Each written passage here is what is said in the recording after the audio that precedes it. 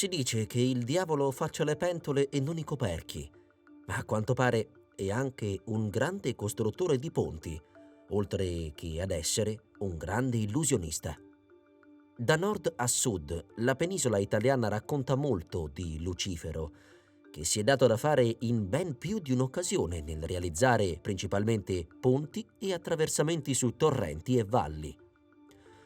La leggenda del Ponte del Diavolo è nata durante il Medioevo per spiegare la costruzione di opere che sembravano troppo grandiose o troppo ardite per essere fatte dall'essere umano. L'abilità ingegneristica di Etruschi e Romani era sconosciuta e la popolazione ha chiamato in causa il maligno. L'intervento di Belzebù è stato usato anche per giustificare la struttura asimmetrica e disassata di alcuni punti e nel corso dei secoli è diventato un elemento mitologico sempre più diffuso. La storia è più o meno sempre uguale. Lucifero viene invocato per costruire da zero o completare un attraversamento su un corso d'acqua e chiede in cambio l'anima del primo essere mortale che vi passa sopra. È qui che entra in gioco l'astuzia dell'uomo che puntualmente riesce a ingannare il male, facendolo attraversare da un cane, un maiale o addirittura da una forma di formaggio per attirare una vittima golosa sacrificabile. Il diavolo si infuria, cerca di distruggere la sua opera lasciando segni più o meno evidenti e se ne va scornato. A volte la leggenda è sostituita o affiancata da altre che introducono elementi diversi, ma la funzione resta sempre quella di spiegare in modo semplice qualcosa di complicato. In questo video andiamo alla scoperta dei più noti e conosciuti ponti del diavolo in Italia, molti dei quali racchiudono leggende che si sono tramandate per secoli.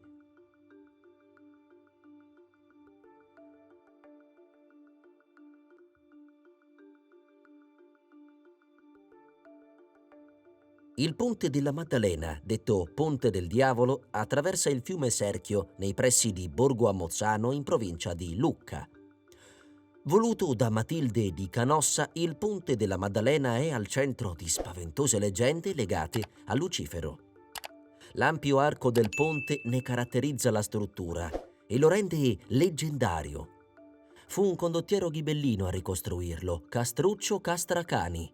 Tuttavia fu gravemente danneggiato da una piena del fiume Serchio nel 1836 e poi modificato agli inizi del Novecento. La leggenda narra che fu proprio il diavolo a costruirlo, il quale fu poi truffato in vari modi. I racconti popolari indicano un capo muratore impegnato nella costruzione del ponte che era molto preoccupato del ritardo accumulato nella stessa opera, date le continue e impietose piene del fiume. Una sera, preso dalla disperazione, cominciò a pronunciare sacrilegi tali da evocare Satana, che disse al capomastro che si sarebbe occupato lui stesso dell'opera in una sola notte, in cambio della prima anima che avesse attraversato il ponte. Il capomuratore accettò e la costruzione fu ultimata.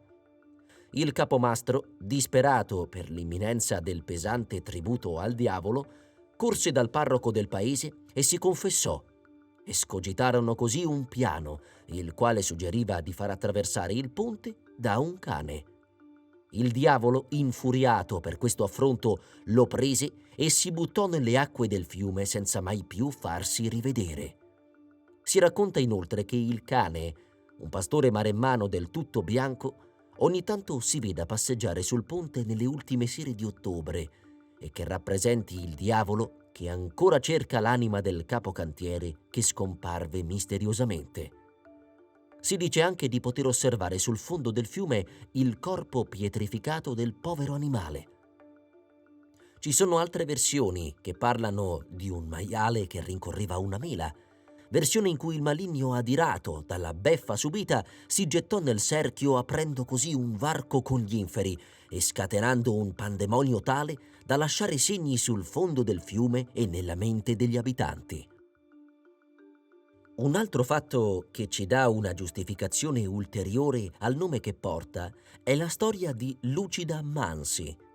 La nobildonna lucchese, bellissima e molto ricca, aveva una terribile paura per la vecchiaia. Lucida faceva di tutto per evitare l'avanzare dell'età.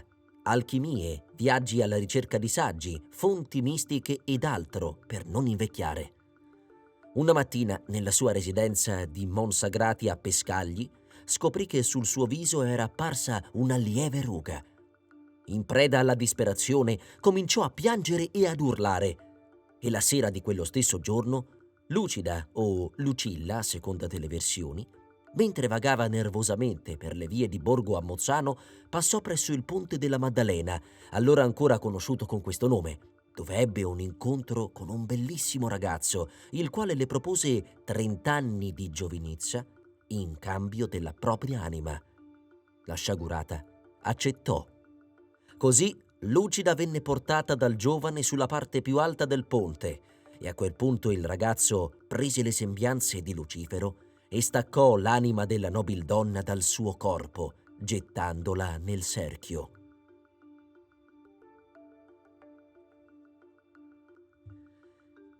Il Ponte del Diavolo di Torcello è uno dei 2 ponti dell'isola facente parte del comune di Venezia, nella laguna veneta, appunto. Torcello, isola molto vicina a Burano, in passato è stata un luogo prospero che col passare dei secoli e con l'aumento della predominanza della vicina Venezia ha avuto un veloce declino. L'inestimabile patrimonio archeologico, però, ne fa tuttora una meta turistica molto frequentata. Chi ha avuto la fortuna di passare di qui non può non aver notato il piccolo ponte senza parapetto dalle fattezze degli antichi ponti veneziani, il Ponte del Diavolo.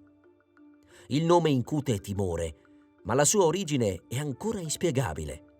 C'è chi afferma che sia legato ad una famiglia che risiedeva nell'isola, chi invece crede che derivi da una leggenda oscura e misteriosa.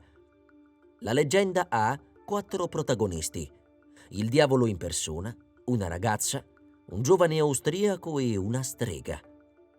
Secondo questo racconto popolare diffuso nella zona, durante l'invasione austriaca una ragazza veneziana si innamorò follemente di un ufficiale dell'esercito. Questa unione, però, non era accettata dalla famiglia di lei, che fece di tutto per allontanare i due e non permettere ai giovani di continuare la loro relazione. La ragazza venne addirittura allontanata da Venezia, finché non ricevette la notizia della morte del suo amato, che era stato assassinato. Disperata per aver perso l'amore della sua vita, la giovane veneziana decise di non mangiare più, lasciandosi morire quando un amico di famiglia le disse di rivolgersi a una strega. La giovane accettò il consiglio e si recò da una strega stipulando un vero e proprio patto con il diavolo che prevedeva lo scambio delle anime di 7 bambini per quella dell'amato. Il luogo pattuito per questo macabro scambio era proprio il ponte di Torcello. La ragazza, insieme alla strega, si recò sull'isola di Torcello in barca e, scesa dal lato destro del ponte, con in mano una candela accesa e una moneta d'oro datele dalla strega, lo attraversò. A questo punto la strega invocò il diavolo, che non appena vide la ragazza sputò in acqua la chiave del tempo e dello spazio in cambio della moneta d'oro. Dall'altro lato del ponte apparve il giovane e la veneziana, in preda alla gioia, lo raggiunse, spense la candela e se ne andò con lui. La strega, che doveva ancora saldare il debito con il diavolo, si accordò con lui per effettuare questo scambio il 24 di dicembre. Successe però una cosa inaspettata.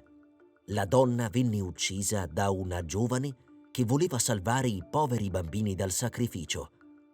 Il diavolo, puntuale, si presentò all'appuntamento senza trovarla, ignaro della morte della donna, e così, ancora in attesa del suo pagamento, continua ad apparire sul ponte dell'isola di Torcello ogni 24 dicembre nelle sembianze di un gatto nero in attesa di riscuotere le 7 innocenti anime.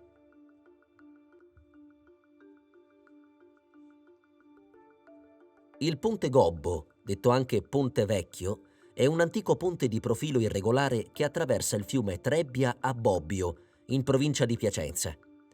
Nel Medioevo la costruzione di un ponte era un'opera di grande ingegno, considerata quasi prodigiosa.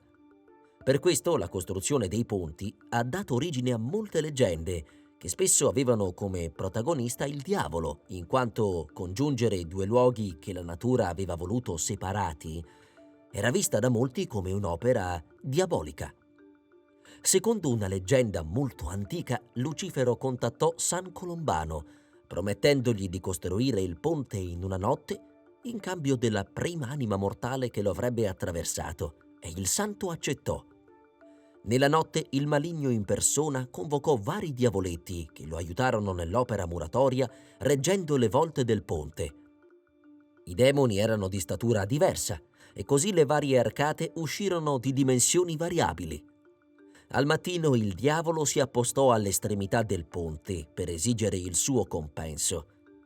Anche in questo caso, a quanto pare, San Colombano gli mandò un povero cagnolino. Il diavolo offeso tornò negli inferi, ma in preda alla rabbia sferrò un calcio al ponte che da allora è anche sghembo. Fu un dispetto al santo che si prese gioco di lui. Tuttavia, vi sono altre versioni della stessa leggenda. Secondo alcuni, ad attraversare il ponte fu un orso, secondo altri, Lucifero costruì il ponte senza gobbe e San Colombano lo fece attraversare da un asino, e il diavolo, per disperazione, si tuffò nel fiume Trebbia, causando la deformazione del ponte. In un'altra versione ancora, il diavolo comprò l'anima dell'oste che risiedeva al di là della Trebbia, dove ancora oggi vi è un pubblico esercizio.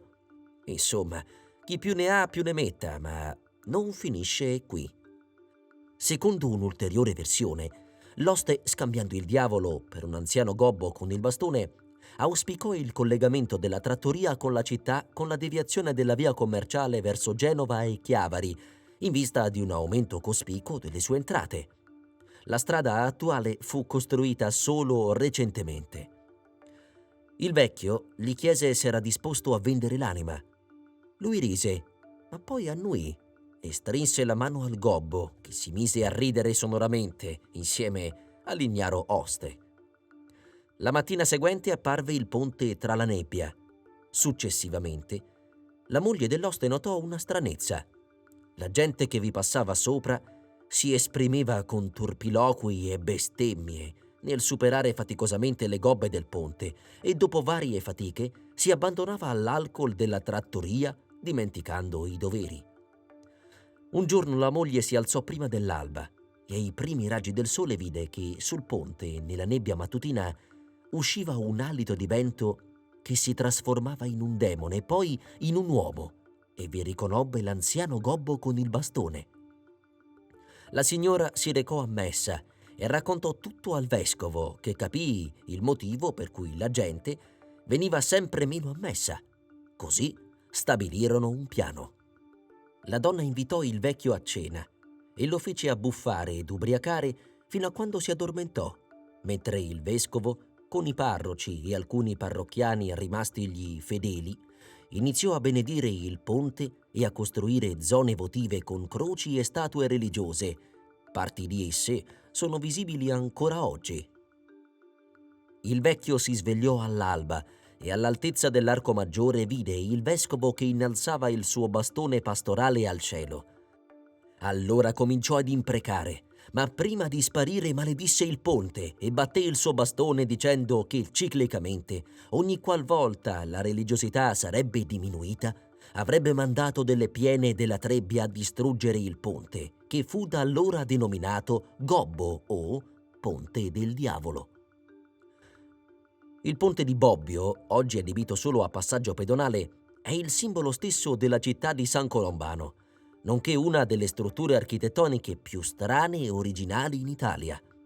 Per secoli il ponte fu meta di pellegrini e processioni religiose. Sugli argini sottostanti furono costruite croci e realizzate immagini votive, alcune di esse tuttora visibili. Studi recenti sul paesaggio hanno confermato attraverso una ricostruzione in 3D lo studio portato avanti dalla ricercatrice Carla Glori. Secondo tali ricerche, il ponte di Bobbio e la valle della provincia piacentina fanno da sfondo al famoso quadro de La Gioconda di Leonardo da Vinci. Il Ponte del Diavolo di Cividale del Friuli è il simbolo della città in provincia di Udine. Le due sponde nel 200 erano unite da un passaggio in legno, sostituito dopo diversi tentativi inconcludenti dal manufatto in pietra progettato da Jacopo Dugaro da Bissone, che ne iniziò la costruzione nell'anno 1442. I lavori, lenti e difficoltosi, proseguirono con Erardo da Villaco e furono terminati da Bartolomeo delle Cisterne nel 1501. Il ponte rimase intatto nel tempo finché il 27 ottobre 1917 divenne il protagonista di un episodio significativo per la storia italiana. Durante la disfatta di Caporetto, infatti, si decise di far saltare il ponte nel tentativo di rallentare l'avanzata del nemico, purtroppo inutilmente. Il ponte venne ricostruito molto velocemente dai tedeschi grazie agli operai locali, mantenendo inalterata l'antica struttura grazie ai precisi rilievi eseguiti precedentemente dall'ingegnere cividalese Ernesto De Paciani. Il 18 maggio 1918 si tenne l'inaugurazione del nuovo ponte, ma il 29 aprile 1945 i tedeschi tentarono di farlo saltare, senza però riuscirci del tutto. Dopo questo ultimo attacco, le linee originarie sono rimaste immutate. L'unica modifica è stata la costruzione dell'attuale parapetto, in grado di attutire le violente raffiche di vento che lo investono in inverno. Una vita ricca di storia per questa costruzione che ha accompagnato l'Italia nelle vicissitudini belliche che l'hanno coinvolta. Tuttavia, anche la leggenda vuole la sua parte. Dunque, ad avvolgere il ponte vi è un racconto ben più fantasioso e tipico delle narrazioni locali. Infatti, la fantasia popolare ha legato la costruzione dell'opera al soprannaturale, dando origine alla leggenda demoniaca diffusa in innumerevoli varianti, secondo la quale il diavolo avrebbe facilitato la costruzione del ponte in cambio dell'anima del primo che vi fosse transitato sopra. Per realizzarlo nel breve spazio di una notte si scomodò anche la madre del maligno, trasportando nel suo grembiule l'imponente scoglio centrale. La mattina seguente il diavolo pretese la ricompensa, ma i cittadini lo ingannarono. I cividalesi, infatti, fecero attraversare il ponte da un gatto o un cane, a seconda delle versioni. Il diavolo, furioso per l'inganno, cercò di distruggere il ponte, ma una croce seguita dal popolo lo mise in fuga. Sembra una storia già letta circa i ponti precedenti, ma non è così. Molte leggende legate ai ponti del diavolo hanno in comune un patto e Lucifero, come la tradizione vuole, è molto interessato a chiedere anime dei comuni mortali. Tuttavia l'epilogo o i dettagli hanno sempre qualcosa di differente tra loro. Tolentino è un comune italiano della provincia di Macerata, nelle Marche. Tra i luoghi leggendari che lo caratterizzano c'è il Ponte del Diavolo, eretto nel 1268 su disegno di Mastro Bentivegna, unico nella sua forma. Ha 5 arcate centinate sorrette da possenti piloni con torri bandiera quadrangolari, merlate alla guelfa. Un vero e proprio capolavoro medievale. La sua denominazione di Ponte del Diavolo deriva da una leggenda comune a tanti ponti sparsi per l'Europa. Torniamo ai famigerati patti e alla richiesta della prima anima anche questa volta, ma vediamo con quali differenze. La leggenda narra appunto di un accordo segreto fra il costruttore e il diavolo per l'edificazione del ponte, che doveva essere assolutamente costruito in cambio della consegna dell'anima del primo passante. A quel tempo, il podestà di Tolentino, un certo Leopardo da Osimo, incaricò il mastro Bentivegna di costruire il ponte necessario per la città. Nella costruzione del ponte il mastro Bentivegna incontrò diverse difficoltà, così, disperato, si recò da una vecchietta, conosciuta per essere una maga, la quale gli prestò un libro di magia nera. Una volta davanti le fonti di San Giovanni, egli recitò una formula magica e dinanzi a lui apparve il diavolo, che gli offrì il suo aiuto nella costruzione del ponte, ma in cambio richiese l'anima del primo essere vivente ad attraversarlo. Mastro Bentivegna strinse il patto, ma si pentì, e così, con grande rimorso, si rivolse a San Nicola per trovare un rimedio. Il ponte, il giorno della sua inaugurazione, fu chiuso per evitare che qualche passante lo potesse attraversare. mentre San Nicola arrivò nei pressi del ponte con un cane al guinzaglio e tirò fuori dalla tonaca una forma di formaggio che lanciò proprio in direzione del ponte. Il cane rincorse la forma di formaggio. Il diavolo sentì l'odore dell'anima di un essere vivente e catturò il cane, accorgendosi troppo tardi di essere stato beffato. Il patto ormai era chiuso. Lui ricevette la prima anima come d'accordi, in quanto dimenticò di specificare che l'anima sarebbe dovuta appartenere a un essere umano. L'acquedotto medievale di Salerno è stato eretto nel IX secolo per approvvigionare d'acqua il monastero di San Benedetto presso le mura orientali. Precisamente si trova nel centro storico della città di Salerno, sotto il Colle Bonadier ed il suo Castello di Arechi. L'acquedotto è stato ribattezzato popolarmente Ponte del Diavolo e si raccontava che fosse stato costruito in una sola notte dal mago salernitano Pietro Barliario nel XII secolo con l'aiuto di esseri demoniaci. La leggenda narra che i suoi archi divennero visibili ai cittadini all'improvviso grazie alla magia nera e che dopo una notte di lavori in corso, questi spaventarono i cittadini a causa della loro insolita e lugubre forma appuntita, ravvisabile negli inediti archi a sesto acuto. La tradizione popolare narra che l'alchimista Barliario, considerato un vero stregone all'epoca e grande conoscitore di chimica e della trasformazione della materia, costruì l'acquedotto grazie all'aiuto di entità demoniache in una sola notte, dando così ai salernitani la possibilità di essere riforniti di acqua. Tale superstizione perdurò almeno fino ai primi del Novecento, quando ancora si riteneva che andare sotto gli archi all'imbrunire avrebbe comportato l'incontro con spiriti maligni. Secondo il racconto, il diavolo, amico di Barliario in tante malefatte, si vendicò di lui in maniera atroce. Un giorno in cui il mago era assente, due suoi figli o nipoti, a seconda della versione, Fortunato e Secondino, rimasti soli nel laboratorio, aprirono un libro magico e caddero morti, colpiti da un malore improvviso. Quando tornò Pietro a casa e trovò i due ragazzi senza vita, impazzì per il dolore e nel giro di pochi giorni divenne spaventosamente più vecchio. Passava tutto il tempo a piangere e a fissare il vuoto o il pavimento su cui aveva fatto la tragica scoperta, finché, vinto dal dolore, si trascinò nella vicina chiesa di San Benedetto, dove si gettò ai piedi del crocifisso dipinto che era sull'altare. Scalzo e vestito di stracci, per 3 giorni e 3 notti il mago rimase a vegliare e pregare ai piedi dell'immagine sacra, piangendo, flagellandosi il petto con una pietra e implorando il perdono. All'alba del 3° giorno avvenne il miracolo. Il volto del crocifisso alzò la testa ed aprì gli occhi.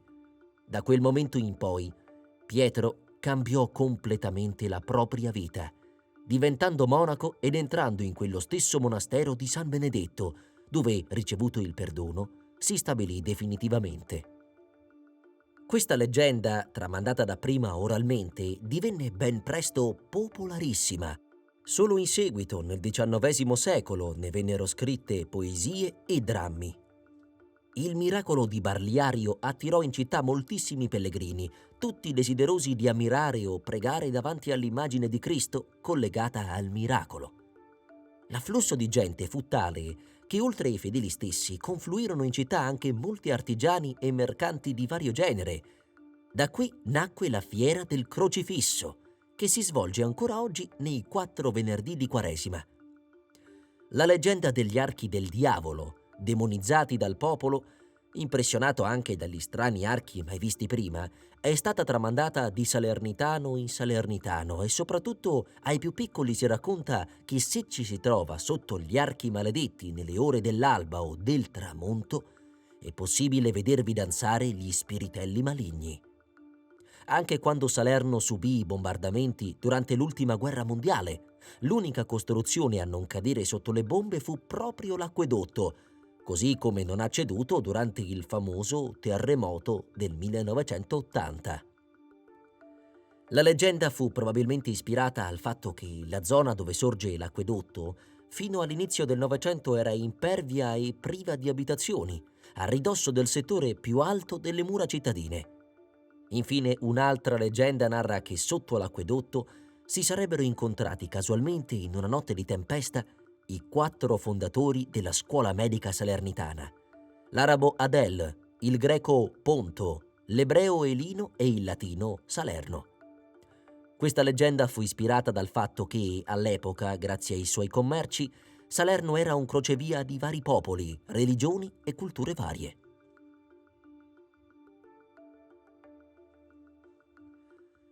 Questo Ponte del Diavolo in Piemonte venne edificato nel 1378 con lo scopo di collegare l'Anzo torinese e le sue valli con la città di Torino.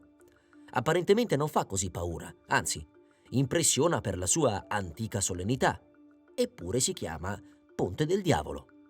Si trova esattamente a Lanzo Torinese, nelle valli di Lanzo, dove attraversa la Stura. La sua storia non ha a che fare con i soliti patti con il diavolo e anime promesse, ma con una storica rivalità. Tuttavia ne seguirà una leggenda popolare che ci riporterà ai comuni accordi tra uomo e maligno. Partendo dalla storia, bisogna dire che nel 300 vigeva la contrapposizione tra i conti Savoia, che regnavano su Torino, tra i principi d'Acaia e i marchesi del Monferrato. I principi governavano su Balangero, Mati e Villanova Canavese, i marchesi su Corio. La castellania di Lanzo, invece, era retta dal vice castellano Aresmino Provana di Leini, collaboratore di Amedeo VI di Savoia, meglio conosciuto come il Conte Verde. Dalle valli di Lanzo, per attraversare la Stura e raggiungere Torino, era necessario recarsi in uno dei borghi ostili ai Savoia. Per non essere costretti a ciò, nel 1378 fu fatto costruire questo ponte in pietra, detto appunto Ponte del Roch, a schiena d'asino, che costò 1400 fiorini. Per ripagare la spesa sostenuta, la castellania di Lanzo impose per 10 anni una tassa sul vino. Riguardo al diavolo bisogna dire che non c'entra esattamente con il ponte, ma con le marmitte dei giganti, o del diavolo appunto, che si trovano nei pressi di questa struttura che attraversa il fiume in una gola pedemontana scavata dalle acque nel quaternario tra Montebasso e Monte Buriasco, un tempo uniti. Le marmitte dei giganti sono profonde depressioni, cioè buche a forma di pozzo nelle rocce, che nascono proprio dall'erosione fluviale nelle località ricoperte da ghiacciai in ere preistoriche. In pratica, le acque dei ghiacciai formano dei mulini che con la loro pressione scavano le rocce nel punto di collisione. In corrispondenza del Ponte del Diavolo, in particolare vicino alla cappella dedicata a San Rocco, si contano 21 di queste marmitte del diavolo, studiate per la prima volta dal professore Virgilio dell'Università di Torino nel 1882. Le marmitte più piccole sono all'asciutto, mentre la marmitta grande è ancora in parte immersa nell'acqua. Tuttavia, mettendo da parte la storia e la geologia, è la leggenda a fare riferimento al diavolo in persona. Pare infatti che i tentativi di costruirlo da parte degli uomini continuassero ad andare a vuoto a causa delle difficoltà esecutive. I cittadini di Lanzo, esasperati, decisero allora di chiedere consiglio ad un vecchio eremita, il quale propose un patto al maligno. Se questi si fosse impegnato a realizzarlo, avrebbe avuto in cambio l'anima di colui che per primo lo avesse attraversato. Il principe delle tenebre, sempre a caccia di anime da portare con sé all'inferno, accettò di buon grado, e nel giro di una sola notte il ponte fu bello che pronto. Torna ad attualità la velocità di Lucifero, che pur di arrivare ad impossessarsi di una nuova anima, si appresta a finire i lavori prima del sorgere del sole. Infatti al mattino, fiero della sua opera compiuta, il diavolo si appostò nei suoi pressi, in attesa di ricevere quanto promesso, ma l'anziano eremita, più furbo, fece passare sopra un vitello, o secondo altre versioni un cane, un maialino, o addirittura una toma, un formaggio piemontese il cui interno viene chiamato appunto anima. Il diavolo, scoprendo l'inganno, scomparve furente in una nube di zolfo, non prima di aver battuto lo zoccolo su una roccia lì vicino per il disappunto. L'impronta del suo zoccolo si può ancora vedere, così come i ramin del Diau, le pentole nelle quali i demoni avevano cucinato le loro pietanze durante la famosa notte della costruzione, le quali sarebbero in realtà le peculiari formazioni rocciose createsi in seguito all'azione di erosione dello Stura nel corso dei millenni. L'imbroglio avrebbe scatenato l'ira del diavolo, che avrebbe sbattuto violentemente le sue zampe sulle rocce più volte, formando così le marmitte.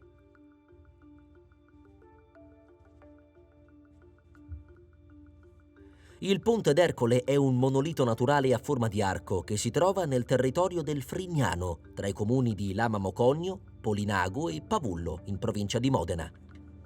Il ponte rappresenta uno dei luoghi più curiosi e misteriosi dell'intero Appennino, una meta immersa nei boschi dove mito e leggenda si mescolano alla realtà. Il suo nome e la sua forma spesso ingannano i visitatori, facendo erroneamente pensare ad un ponte costruito artificialmente dall'uomo. In realtà si tratta di un enorme monolite di pietra lungo 33 metri che l'erosione del tempo e degli agenti atmosferici ha modellato in maniera così particolare. Proprio per via della sua forma così caratteristica, nel corso dei secoli si sono susseguite leggende popolari che attribuivano l'origine del monolite alla mano di Lucifero, motivo per cui oggi è conosciuto proprio come Ponte del Diavolo. I toponimi della località riflettono la curiosità suscitata in ogni epoca da questa emergenza naturale. Non è sicura l'origine antica dei due toponimi, Ponte d'Ercole e Monte Apollo, attestati per la prima volta verso la metà del XVIII secolo, epoca a cui risalgono i primi ritrovamenti archeologici nell'area. È probabile quindi che tali appellativi siano una creazione erudita di epoca moderna, anche se le divinità interessate sono spesso legate a sorgenti e culti delle acque. L'origine del nome Ponte del Diavolo probabilmente è da collegarsi a leggende locali che attribuivano l'origine del ponte all'opera, appunto, del maligno. Secondo una leggenda, se si prova a infilare la testa nel foro che si trova in una delle protuberanze, si richiamerà il diavolo che vi decapiterà. Un'altra antica leggenda popolare racconta invece che un contadino della zona, dovendo allungare ogni giorno il proprio tragitto per riuscire ad aggirare il fiume, chiese al diavolo di costruire un ponte in cambio della propria anima. Il diavolo si recò quindi sulla cima del monte per recuperare il monolite e cominciò a portarlo a valle, ma ad un certo punto incontrò una setta di streghe danzanti e ne rimase affascinato a tal punto che restò a guardarle per ore, senza accorgersi che l'alba stava arrivando. Non appena Lucifero vide il sole sorgere, fu costretto a scappare, lasciando lì il ponte, dove si trova ancora oggi. Il Ponte Coperto è un ponte sul fiume Ticino, a Pavia, che collega il centro storico cittadino ed il resto della città. Un'antica leggenda pavese narra di come sarebbe stato costruito. Nell'anno 999 il vecchio ponte romano, del quale si vedono ancora oggi gli avanzi nel letto del fiume, crollò. Dunque, chi voleva passare da una riva all'altra doveva farlo per mezzo di una imbarcazione. La sera della vigilia di Natale, molti pavesi del borgo volevano raggiungere la riva opposta per assistere alla messa, ma una fitta nebbia e la quantità di persone rallentavano il servizio di attraversamento che metteva a disposizione le barche. In quel momento si presentò un uomo vestito di rosso, che promise ai pellegrini che li avrebbe fatti passare tutti, purché lo seguissero. Dopo averli guidati nella nebbia, che si faceva sempre più fitta, l'uomo mostrò ai pellegrini increduli l'ombra di un ponte che pareva fatto di nebbia più compatta ancora e disse: «Vedete, questo ponte diventerà di pietra. Se il primo essere che lo passerà sarà mio eternamente». I presenti restarono senza parole, perché dalle frasi e dallo sguardo infuocato di quell'uomo capirono che chi aveva parlato era il diavolo in persona. Il ponte era fatto di nebbia e non si poteva usare in quelle condizioni, così accettarono l'offerta. Tra i presenti fortunatamente vi era un uomo che nessuno aveva notato prima. Era l'arcangelo Michele, che dalla vicina chiesa aveva visto ed era accorso. avanzò verso il diavolo e disse: «Caro Belzebù, noi desideriamo un po' di tempo per riflettere. Tu comincia a fare il ponte di pietra e poi ti terrai il primo che passerà». Il diavolo accettò il compromesso, ultimò il ponte e si pose sul pilone centrale ad attendere il primo passante. L'angelo, allora mandato a prendere un caprone, l'afferrò per il collare e lo obbligò a passare per primo. Accecato dall'ira per essere stato preso in giro, il diavolo scatenò un violento nubifragio. Pioggia, vento, turbini e saetti si abbatterono sul ponte, ma nulla poterono contro le pesanti colonne di pietra. I pavesi, per tenere lontano il diavolo, costruirono sul pilone di mezzo del ponte coperto una chiesetta dedicata al santo dei fiumi, Giovanni Nepomuceno.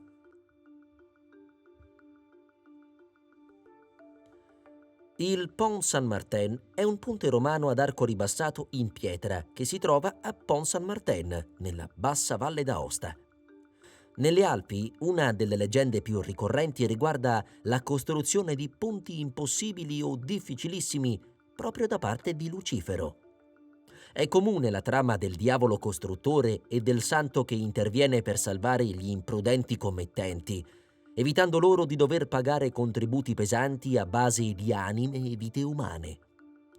Si narra che a Pont Saint-Martin il vorticoso torrente Lys fosse attraversato da una malandata e pericolosa passerella in legno, dalla quale era molto facile scivolare, rischiando di precipitare nelle acque gelide e piene di gorghi, in cui vi erano già state diverse vittime.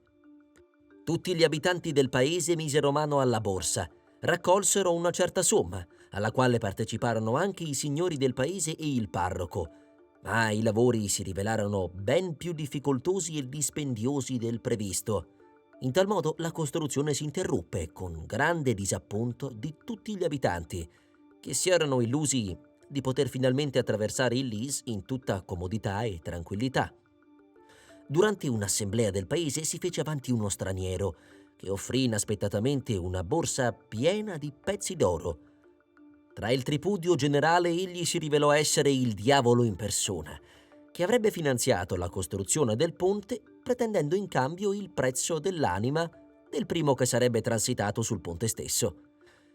Questa volta torna il patto narrato in altre leggende, ma qui con un dettaglio che fa la differenza.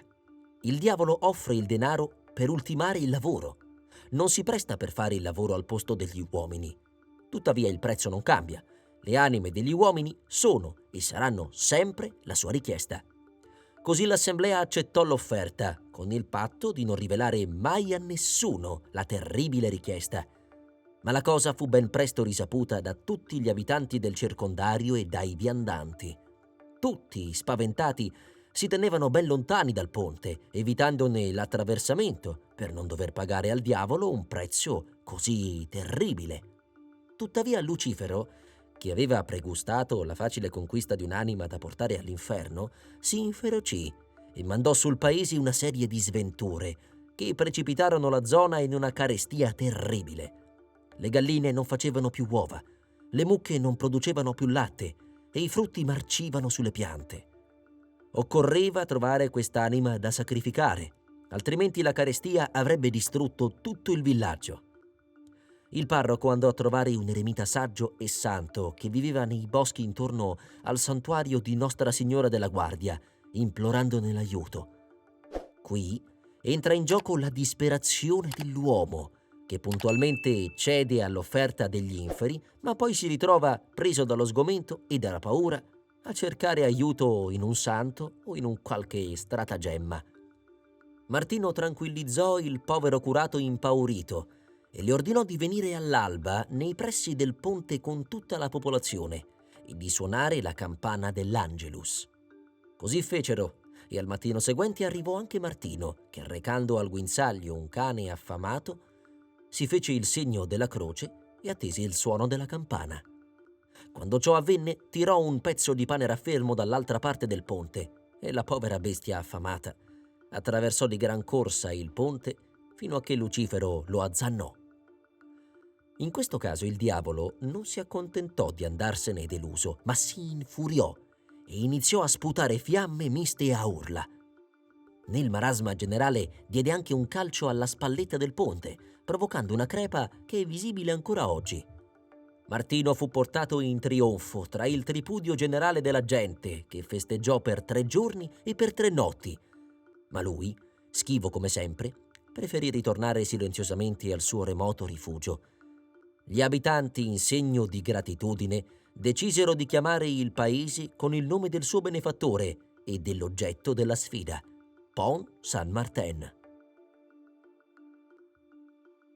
I racconti sui ponti del diavolo ci ricordano un tempo in cui il confine tra realtà e leggenda era molto sottile e ogni costruzione straordinaria era vista come un segno del soprannaturale. Erano storie nate dalla meraviglia e dalla paura, dal desiderio di spiegare l'inspiegabile in un'epoca in cui la scienza e la tecnologia erano ancora sopraffatte dall'ombra del mistero. Ma ciò che rende queste storie davvero affascinanti è che continuano a vivere. Ogni ponte, ogni leggenda porta con sé un frammento dell'immaginazione collettiva delle persone che lo hanno attraversato o temuto. Chissà, forse anche nella vostra città o nella vostra regione esiste una storia simile, un luogo che sembra essere stato toccato da mani non terrene, forse demoniache. E voi? Che ne pensate? Sono semplicemente un riflesso delle paure di chi le ha tramandate? O esiste un fondo di verità? Una cosa è certa: ogni racconto che ci arriva da un ponte del diavolo ci ricorda quanto straordinaria possa essere la nostra immaginazione. E chissà quante altre storie aspettano ancora di essere scoperte o raccontate.